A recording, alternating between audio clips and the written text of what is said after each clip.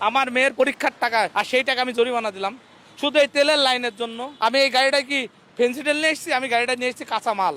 আমার মেয়ের পরীক্ষার টাকা মানে ভর্তি করতে পারিনি, আজ টিপে থেকে আমি ভর্তি করবো আর সেই টাকা আমি জরিমানা দিলাম শুধু এই তেলের লাইনের জন্য, শুধু এই তেলের লাইনের জন্য। আমি এই গাড়িটা কি ফেন্সি তেল নিয়ে এসেছি, আমি গাড়িটা নিয়ে এসেছি কাঁচা মাল।